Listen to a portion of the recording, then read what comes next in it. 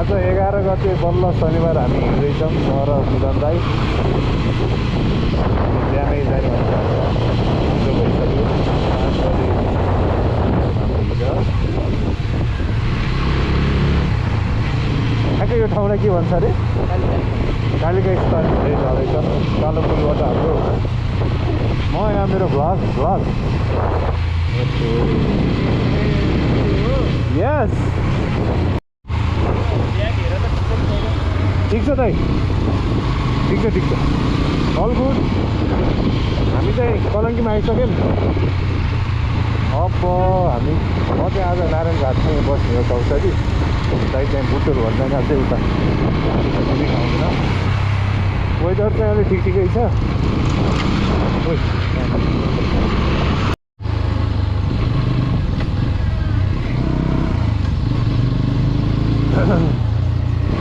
चेकपोस्टपट्टि है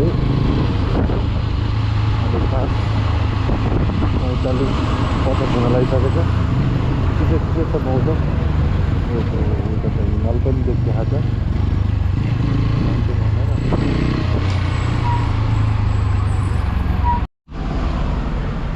हामी चाहिँ सुरुङ मार्ग कटिसक्यौँ है हाम्रो मिलन दाइ हुनुहुन्छ अब चाहिँ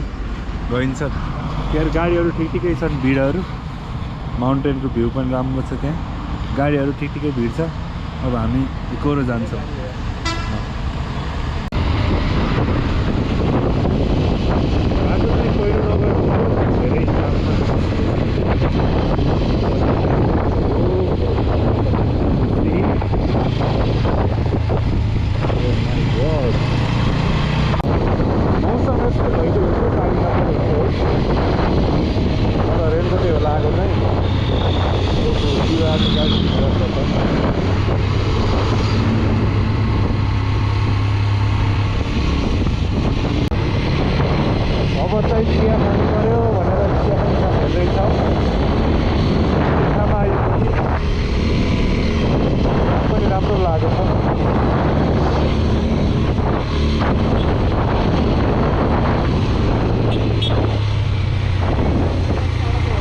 हजुर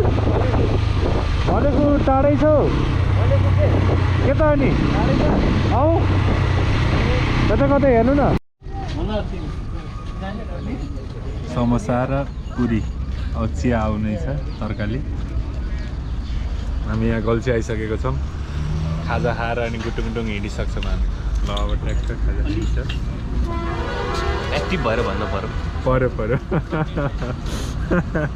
ल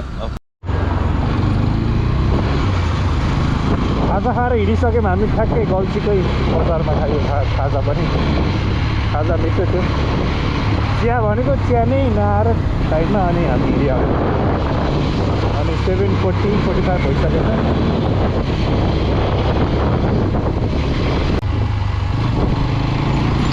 छ गाडी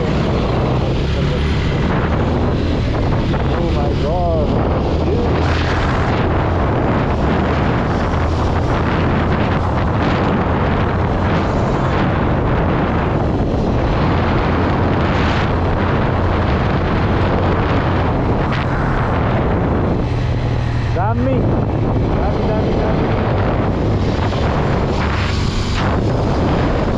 ड्राइभर कता जानुभएको नि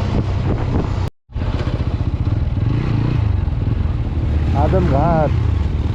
त्यस्तो दिन पनि रहेछ यहाँ पहिला हाम्रो गाउँमा नि हुन्थ्यो अहिले चाहिँ धेरै वर्ष भइसक्यो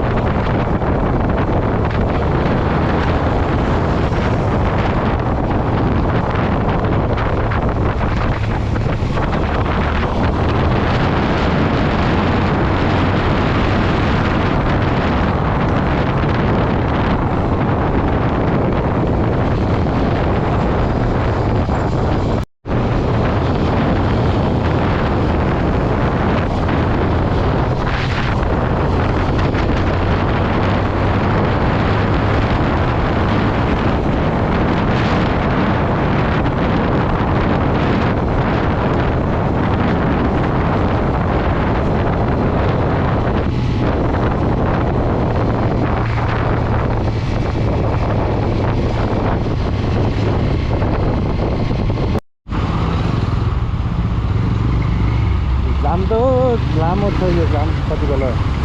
एउटा गाडी ठ्याक्कै बिग्रिएर बोलेर यो साइडको लागि जानै नपाएर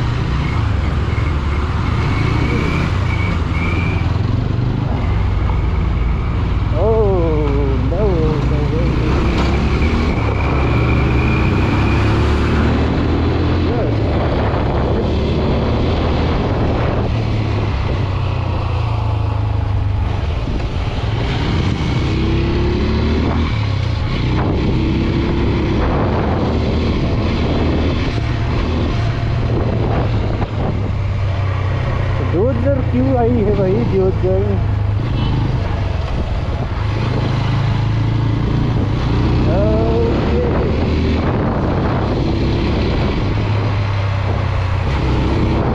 कति बेला खुल्यो यार मौसम निकाल्ने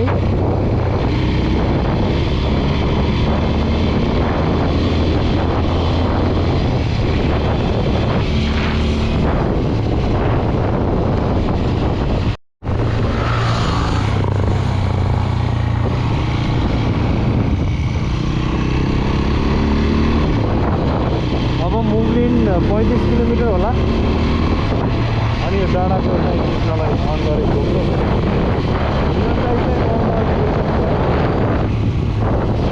दाइले मलाई झ्याप्प चेक आएको अगाडि गइसक्यो यताको रोड चाहिँ धेरै राम्रो होला उताबाट आइरहेको गाडी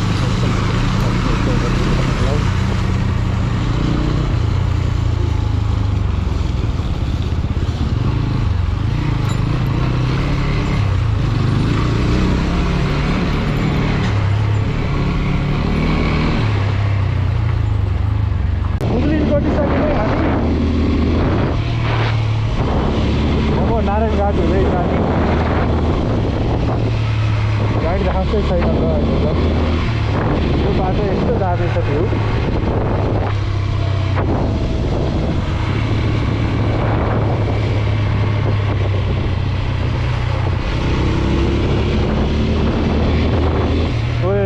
पहिरो यहीँ हिँड्छ गएको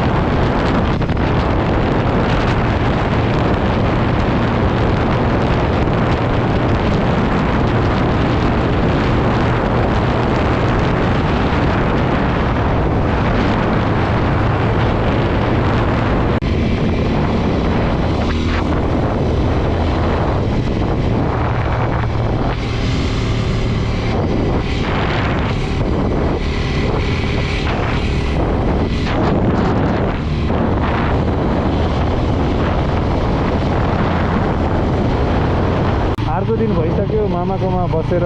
म 7:35 तिर हिँड्दैछु यता अघि नै त्यो हाइवेमै दलदलेबाट फेरि डेगाउँतिर जानुपर्ने हुन्छ म 2-3 घन्टा लाग्छ होला 3 घन्टा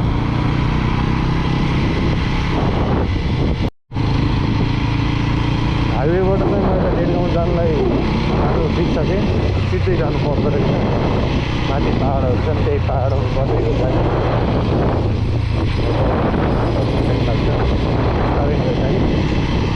पाहाडहरू त्यही हो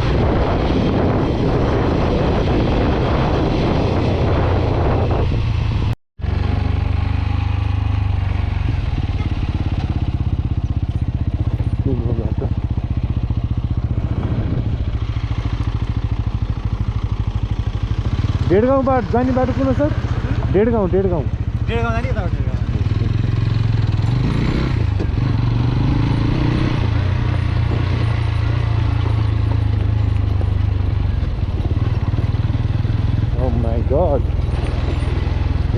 बाटो त कडा रहेछ त हौ रफको।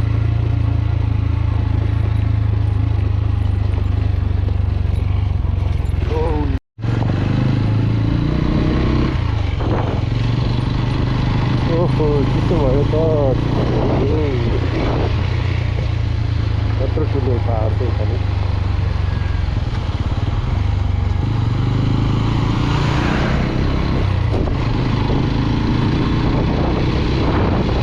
चिसोमा चाहिँ यो गोब्रोको ब्याट्री चाँडो जान्छ क्या।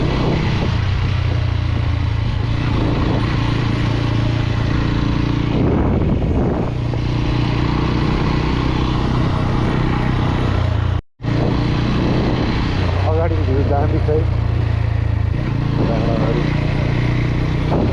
त्यही बाटो हो सायद जाने, त्यही बाटो नै हो।